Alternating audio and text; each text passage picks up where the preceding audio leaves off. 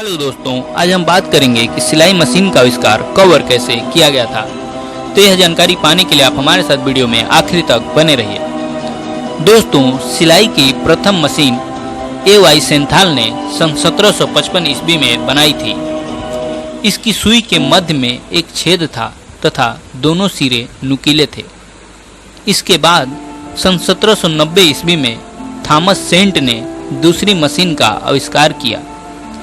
इसमें मोची के सुए की भांति एक सुआ कपड़े में छेद करता, धागा भरी चरखी धागे को छेद के ऊपर ले आती और एक कांटेदार सुई इस धागे का फंदा बनाकर नीचे ले जाती, जो नीचे एक हुक में फंस जाता था।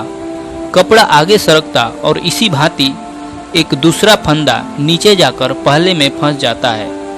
हुक पहले फंदे को छोड़कर दूसरे फंदे को पकड़ लेता है और इस प्रकार चेन की तरह सिलाई नीचे होती जाती है।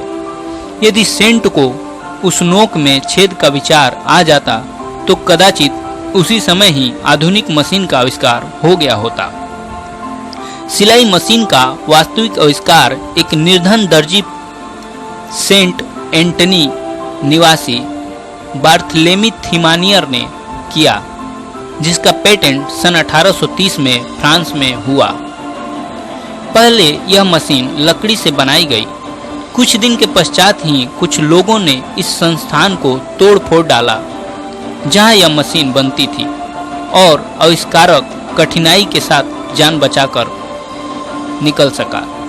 सन 1845 में उसने उससे बढ़िया मशीन का दूसरा पेटेंट करा लिया और सन 1848 में इंग्लैंड और संयुक्त राष्ट्र अमेरिका में भी पेटेंट ले लिया। अब मशीन लोहे की हो चुकी थी।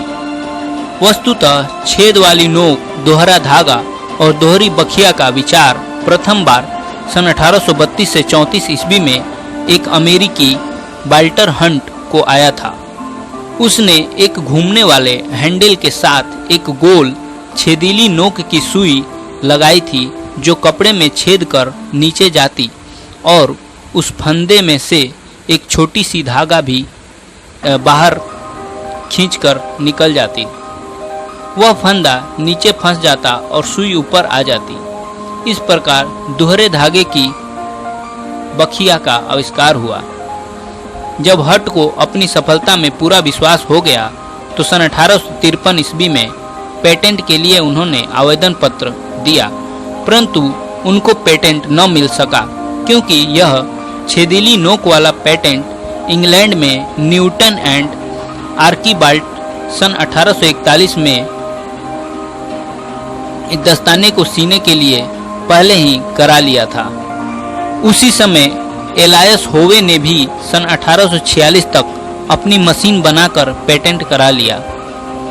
उसकी मशीन में 12 वर्ष पहले आविष्कृत हंट की दोनों बातें, छेदीली नोक तथा दोहरा धागा, वर्तमान थीं।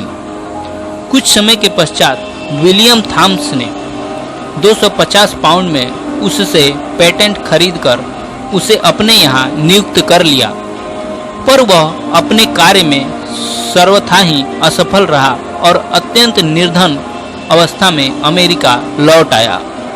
इधर अमेरिका में सिलाई मशीन बहुत प्रचलित हो गई थी और इजाक मेरिट सिंगर ने सन 1851 में होवे की मशीन का पेटेंट करा लिया था।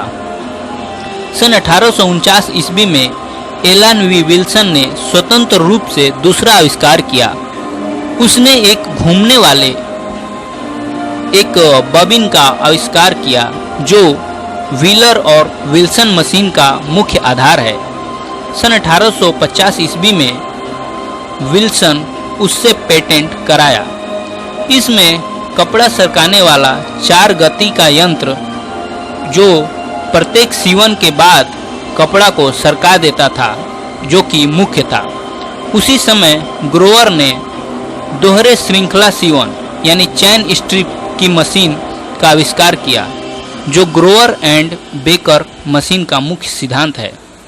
सन 1856 ईस्वी में एक किसान गिब्स ने श्रृंखला सीवन की मशीन बनाई, जिसका बाद में विलकॉक्स ने सुधार किया और जो गिल्ड विल्कॉक्स के नाम से प्रख्यात हुई।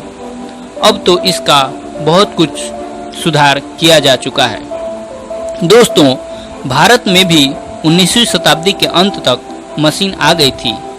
इसमें दो मुख्य थी, अमेरिका की सिंगर तथा इंग्लैंड की पग। स्वतंत्रता के बाद भारत में भी मशीनें बनने लगी, जिसमें उषा प्रमुख तथा बहुत उन्नत है। सिंगर के आधार पर मेरिट भी भारत में ही बनती है। भारत में सन 1935 में कोलकाता के एक कारखाने में उषा नाम की पहली सिलाई मशीन बनी। मशीन के सारे पुर्जे भारत में ही बनाए गए थे। अब तो भारत में तरह तरह की सिलाई मशीनें बनती हैं, उन्हें विदेशों में भी आज बेचा जाता है। तो दोस्तों, आशा करते हैं यह जानकारी आपको पसंद आई होगी। तो प्लीज़ हमारे वीडियो को लाइक करें, शेयर करें, हमारे channel the biography of legend को सब्सक्राइब करना ना भूलें। धन्यवाद दोस्तों, आपका समय शुभ रहे।